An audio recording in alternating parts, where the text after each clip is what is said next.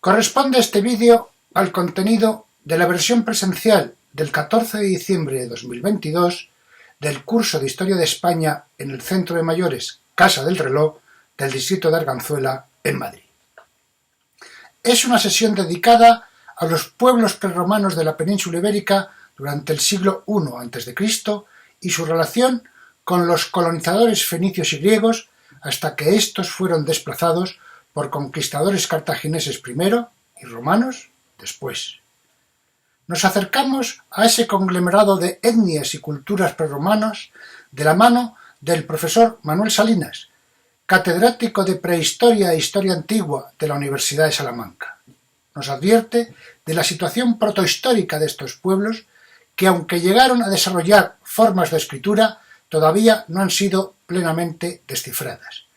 Una situación que nos lleva a utilizar únicamente como fuentes a la arqueología y los testimonios de griegos que resultan indirectos y proceden de autores que no estuvieron nunca en la península ibérica. Recorremos seguidamente las visitas de fenicios procedentes de Tiro, de los primeros griegos que nos visitaron desde Focea y finalmente de las incursiones belicosas de los cartagineses que en ese ciclo de expansión imperialista llegaron a enfrentarse con Roma en las guerras púnicas. La derrota de los cartagineses será el inicio de la romanización de la península ibérica. Vamos a ello.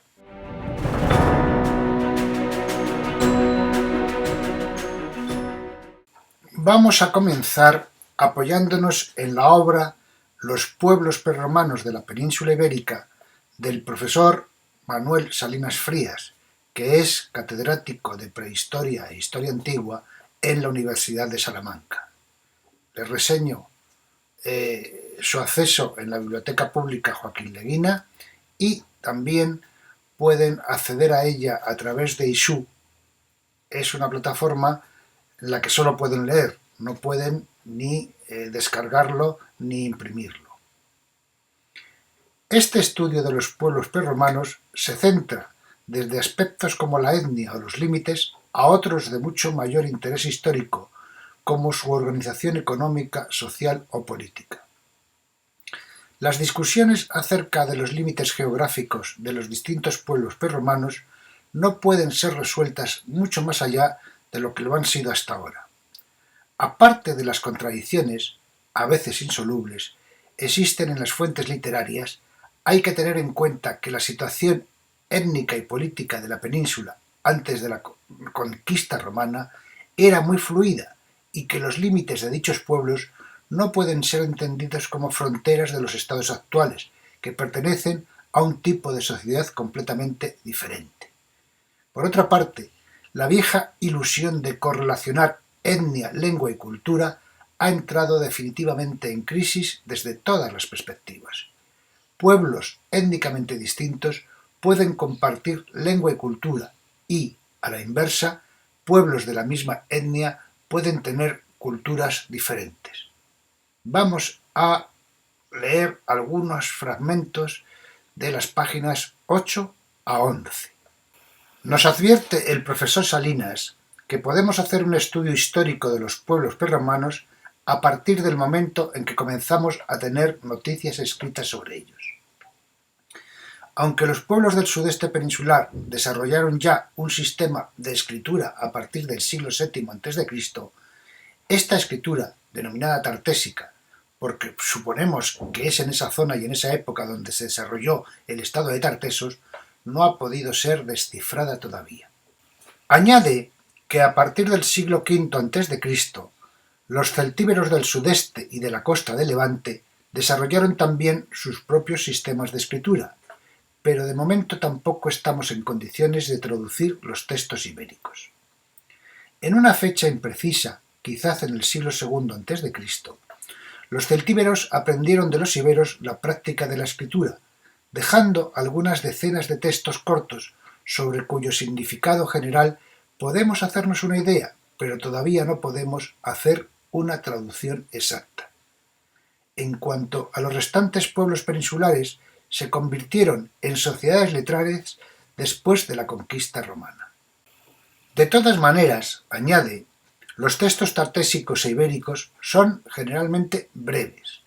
Consisten en marcas de propiedad, epitafios, cartas de comercio o quizás disposiciones jurídicas o religiosas, pero son, en todo caso, insuficientes para reconstruir la estructura social, aunque seguramente serían de gran ayuda si pudieran traducirse.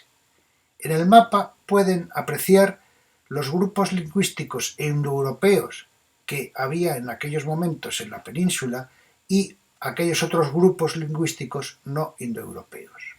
Nos explica igualmente que los testimonios griegos sobre la península ibérica con que contamos son indirectos y proceden de autores que no estuvieron nunca en ella. Hay referencias de Cateo de Mileto y de Herodoto, en Éforo y en Tineo, pero son fragmentarias e imprecisas. Durante este periodo, siglos V y IV a.C., por consiguiente, solo contamos con las fuentes arqueológicas. Estas, aunque cada vez son más abundantes, son lógicamente muy difíciles de interpretar desde el punto de vista histórico sin fuentes literarias. Finalmente, en este pequeño resumen que estamos utilizando, nos indica que es a partir del siglo III a.C.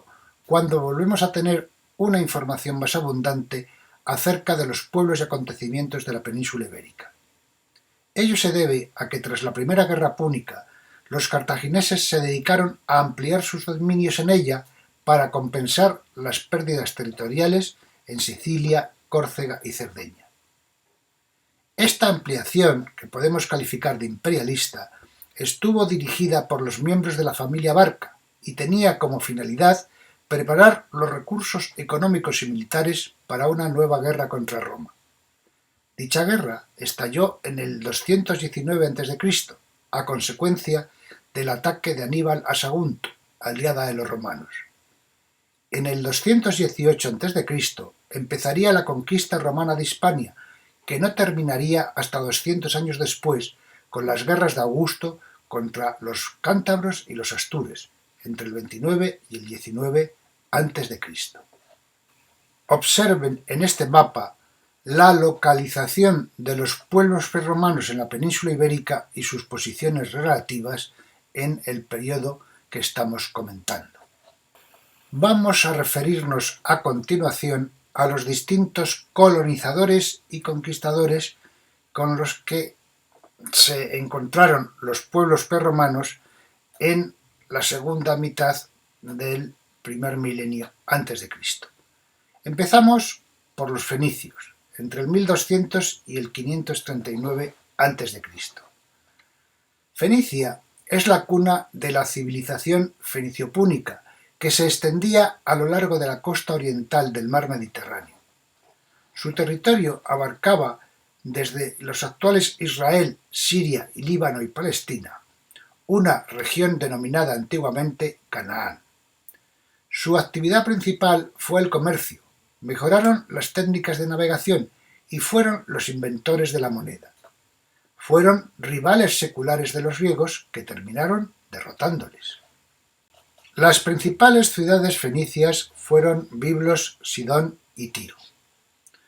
Los fenicios iniciaron su expansión en torno al 815 a.C., siendo colonos de Tiro los fundadores de Cartago, en el norte de África.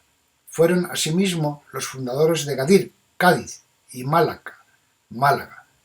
Sus navegaciones discurrieron fundamentalmente por la costa sur del Mediterráneo. Tienen en la imagen la reconstrucción de los restos de un barco fenicio del siglo VII a.C., hallado en Mazarrón, Murcia, que se encuentra en el Museo Nacional de Arqueología Subacuática. Medía más de 8 metros y transportaba casi 3.000 kilos de mineral. Los barcos fenicios eran conocidos como hipos, caballo, porque llevaban la figura de la cabeza de un caballo en su mascarón de proa.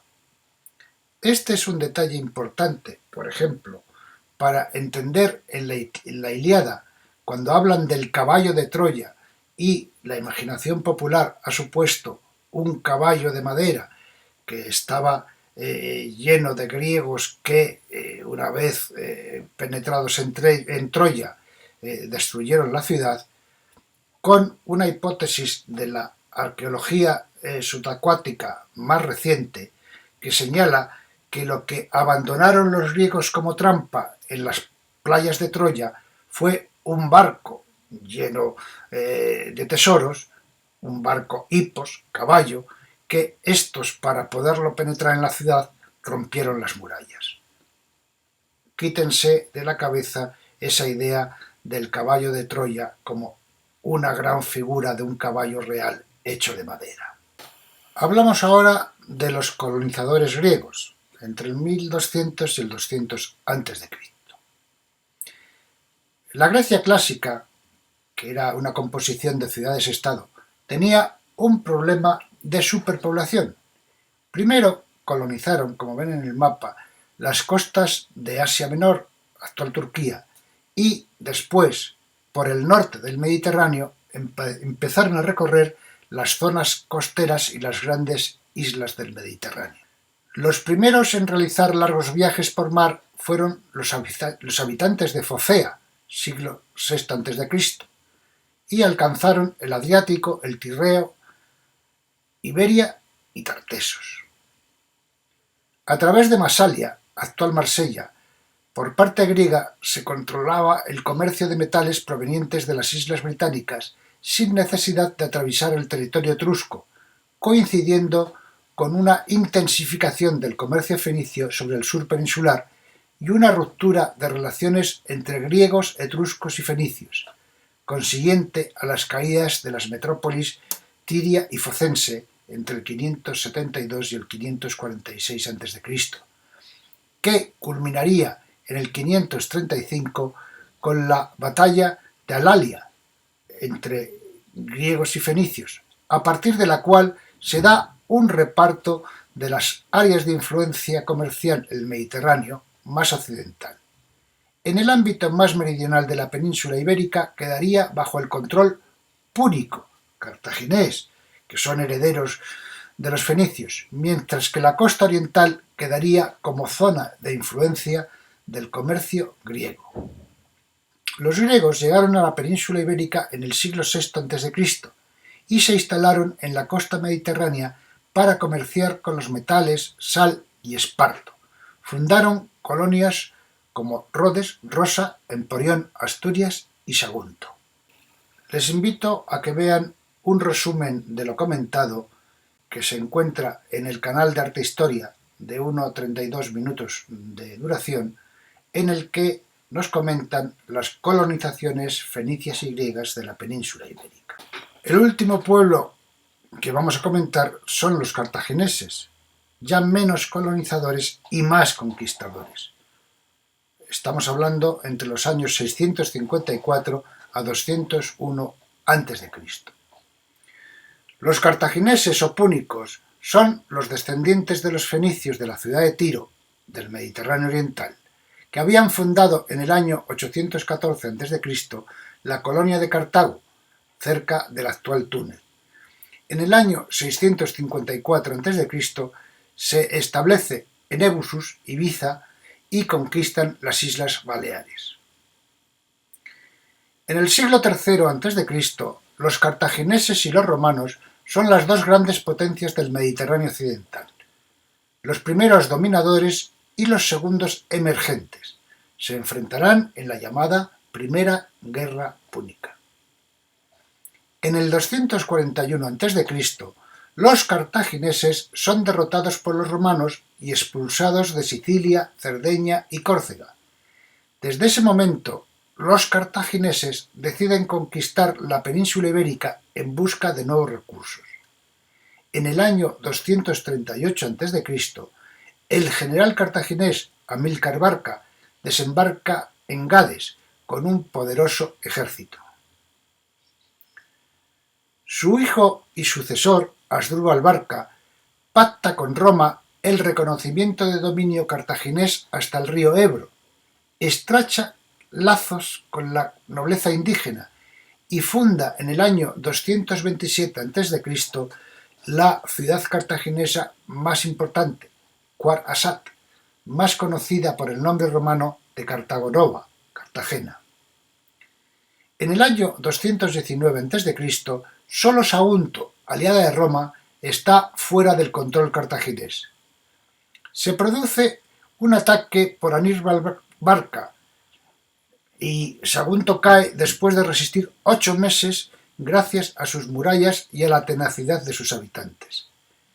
Este hecho supuso la llegada de los romanos a la península ibérica a partir del desembarco en Ampurias y el inicio en el año 218 a.C.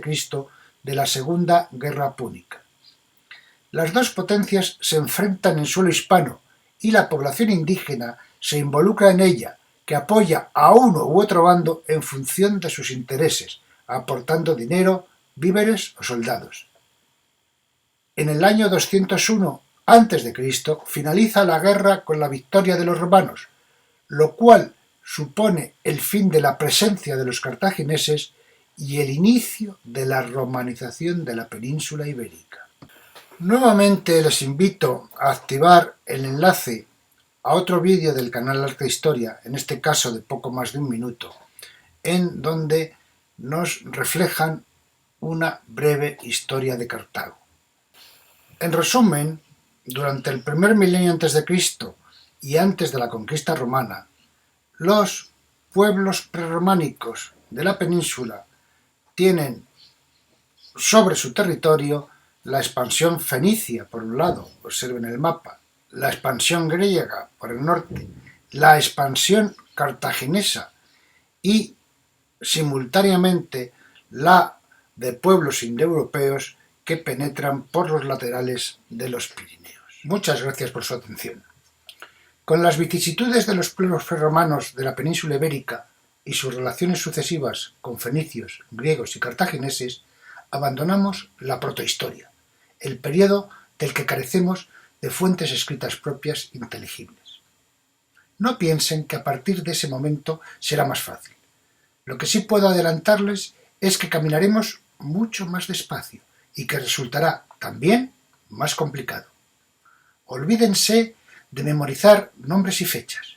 Mi intención es que entre todos seamos capaces de vislumbrar, comprender, hacernos una idea de conjunto de las distintas etapas y que seamos capaces, también entre todos, de interpretarlas e interrelacionarlas con situaciones que perviven en la actualidad. La historia es síntesis y fundamentalmente análisis, siempre, siempre, siempre crítico para explicar nuestro presente. La próxima sesión la dedicaremos a la romanización de la península ibérica. Espero sorprenderles, porque comprobarán lo mucho que nos queda de ese legado. Cuento con ustedes. Mientras tanto, no lo olviden. Cuídense, cuidémonos.